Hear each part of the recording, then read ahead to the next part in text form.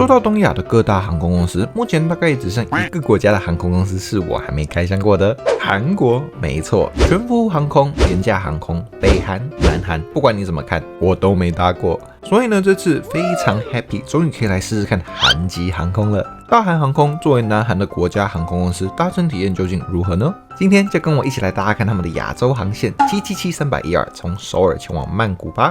准备好了吗？我们3、2、1，起飞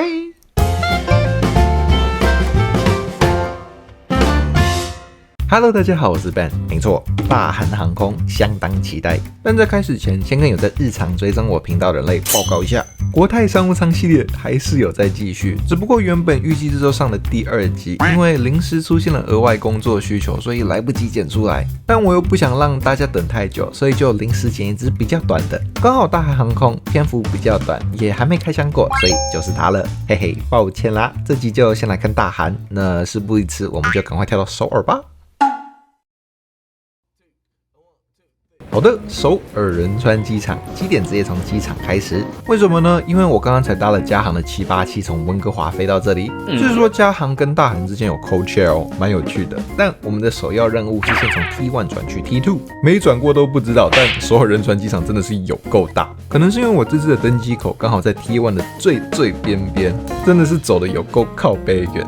但往好处想，刚刚才坐了10几个小时的飞机，还是活动一下好了，要不然我觉得我的骨头都要散了。哦耶，好的，终于抵达登机口。进入眼帘的也是我们等一下要搭的飞机，大韩航空 K1651，波音777-312。是说大韩的机队非常丰富哦，空巴、波音没在挑的都飞。而我们今天搭的777-312，大韩目前一共25架，平均机龄12岁。眼前这架 HL8250 则是稍微再大一点，14岁左右。刚好想在这里问问大家，到底是喜欢大韩的这个新涂装，还是隔壁的旧涂装呢？我自己啦，看来看去还是喜欢旧涂装，但我的审美本来就不是什么值得信赖的东西，大家听听就好。时间差不多了，我们就赶快先来登机吧。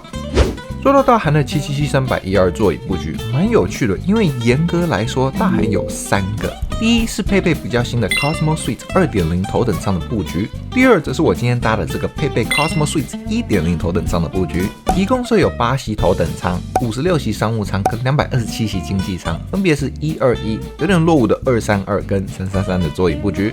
那所以刚刚说的那第3个又是怎么回事呢？这个第3个其实是大韩航空最新推出的客舱设计，目前全世界只有1架777找得到。HL8216， 这个时候你可能会问为什么只有1架 ？Well, I'm glad you asked。并没有。当时这新的设计一出，就立刻引来了非常大的争议。我们仔细看看后面的经济舱布局，从原本的333变成了可怜巴巴的343。乘客看到当然不爽，但就连南韩的公正交易委员会都认为这样的改动很有可能违反了当初大韩航空并购韩亚航空时所承诺的反垄断条件。于是呢，在面对那么大的反弹之下，大韩航空最终也决定暂停这项777的改装计划。拍拍手，哦耶！对，反正就是这样的一个故事。会不会有点偏题？我们还是赶快拉回来，来看看座位如何吧。我这次坐的位置47A， 算是旧的椅子，但老实说看起来一点都不差。33寸的椅距跟18.1寸的椅宽，这空间大概也只仅次于日本航空的慷慨程度了吧，相当舒服。而一上飞机，椅子上就已经预先摆放好了枕头、毛毯跟一瓶水。小可惜枕头套不是我很喜欢的那种塑胶套套，但有提供，我觉得也是总比什么都没有好。然后椅子的话也是有头枕可以上下左右的，下面也能找到一个充电的万能插头。即使是旧椅子，但功能依旧非常全面。我们再把目光转到前面的椅背好了，这椅背看上去就比较沧桑了一点，下面是一个大口袋，跟里面偷偷藏了的一个小口袋哦，好多东西，安全须知、清洁袋，可以下单买东西的表格、飞行杂志跟一本非常厚的教科书。没啦，是商品指南吗？不懂，但不愧是韩国。再往上走一点呢，就能找到一个杯架跟折叠式的餐桌，右边一个 USB 插孔，左边一个 Kotak， 然后中间噔噔就是娱乐系统跟遥控器啦。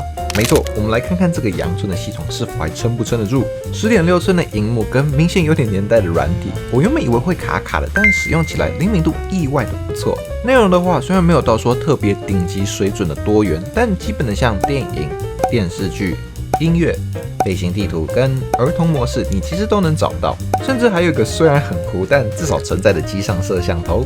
要说到特别之处，大概就是真的可以找到很多 K-pop 的歌。有很意外吗？好像也没有。你就可以拿它们上机前可以自取的耳塞式耳机，坐在位置上自嗨。沙狗在把手前面给大家看看。对，大概就这样。座椅环境的部分。随后飞机其实就开始后推，准备起飞啦。这个安全影片低清到我以为我的荧幕出了什么问题，但我们起飞片段先看一下，等一下到空中后再来聊聊网路、飞机餐跟厕所喽。我们等一下见。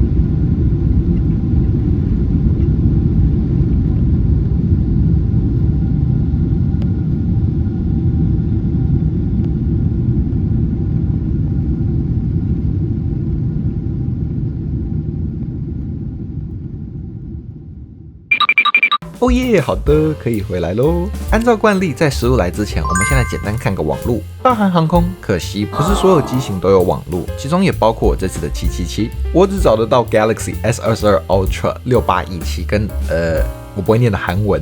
那要是你很在意的话，你可以去大韩的官网看看，你的那班是否配备了机上网路，价钱也都有标示清楚。这里就把这个资讯提供给大家。OK， 好的，差不多到吃饭时间了。我看一堆人跟空服要了眼罩，我就也顺便要了一个，赞赞。但是说到食物，这次有2个选择 ：Korean bibimbap or Western chicken stew with potato。对我来说，大韩真的只有一个正确的选择，不挑 bibimbap 的都是 sacrilegious。给大家看看，这餐有铁质餐具、湿纸巾、沙拉、面包奶油、1个凤梨、饮料，跟准备全部被拉在一起的饭菜、gochujang 跟芝麻油。这是如此美丽的 combo， 等不及了，赶快来开动开动！首先前菜沙拉，好啦，我承认我其实不知道我在吃什么，洋葱、小黄瓜、青椒，蛮厉害的，做得很清爽，一点都不会有辛辣的感觉。那个黄色一粒粒的，使得全部不同的食材可以混为一体，是个好吃的前菜。再来 bibimbap time， 谁发明的？我这是谢你。你虽然吃不到石锅拌饭会有的那种锅巴，但上来的时候非常的热，搭配亲自挤下去的gochujang跟芝麻油，哦，那感觉整个都不一样了，好香好下饭。唯一的缺点就是完全不够吃，真的没几口就被我吃光光。再来看到其他的配料，这一盒凤梨，该怎么说呢？很随性的同时又莫名的很奢侈，但不愧是需要单独包装的凤梨，又甜又多汁，非常清爽。饮料的部分我也是叫韩国国民啤酒品牌 Cass， 冰冰凉凉。虽然听说韩国喝酒文化有很多需要注意的，但啤酒果然还是适合这种 casual 的场合呢。然后面包奶油这种不会雷的食物，当然也是被我吃得干干净净哦。当我已经吃得很满足的时候，最后又上了冰淇淋，呜啦啦，草莓口味。Lidor 是我没吃过的牌子，查了一下是一个韩国品牌，吃起来不会像哈根达斯那样奶味比较重，反而果味比较突出，吃起来更天然，不错不错，非常漂亮的结束这一顿飞机餐。好的，快总结一下。期待已久的 bibimbap 果然没让人失望，其他配菜也都十分丰富，加上非常代表韩国这点，我非常喜欢。吃完就已经开始期待下次可以在飞机上吃到韩式拌饭的时候了。好饱好饱，还剩最后的厕所还没开箱，我们就一起来活动活动，看看最后的厕所如何吧。OK， 一进来给人的感觉，微微的乱，不是谁的问题啦，毕竟刚刚前面排了好多人，空服也没时间插进来打扫。但说到备品呢，是丰富的，除了有常规的马桶垫、杯子、Kotak、baby 台、乳液，你还可以找到没那么常见的空清清新剂、牙刷跟 Jeju Tangerine 口味的洗手液。有牙刷当然很棒，但也可以看到这看起来好像被很多人刷牙泡泡滴到的水龙头。我还是抵达曼谷后再回情侣刷好了。我之后回座位也没干嘛，眼睛闭起来睁开的一瞬间，突然就已经要抵达曼谷了。这就是快24小时没睡觉的威力吗？但各位，欢迎大家回到曼谷 BKK， 刚好停在另外一架大韩的 A330 旁边，感觉是时候可以来总结一下了。大韩的777我觉得很棒啊。即使今天这个内装不是那么的新，有些设备也明显看得出一点年纪了，但舒服的腿部空间、美味的飞机餐、各种提供的备品，在一个5个多小时的航班上，我觉得真的已经很舒服了。那当然，如果娱乐系统内你还可以找到你喜欢的 K-pop 团，我相信你一定嗨爆。期待之后有机会再来试试看他们家比较新的787或 A321neo。以上，感谢大家的观看。如果你也喜欢这种航空开箱影片的话，再麻烦大家帮我按赞、分享、收藏、订阅。特别感谢各位干爹干妈愿意赞助我的频道。下一集当然还是原本计划的国泰商务舱第2集，但我相信你们也一定有些人会问，消失的那个韩雅呢？哦，放心，机票已经订了，不出问题的话之后也会上。那我们就下一支影片见喽，爱你们，拜拜。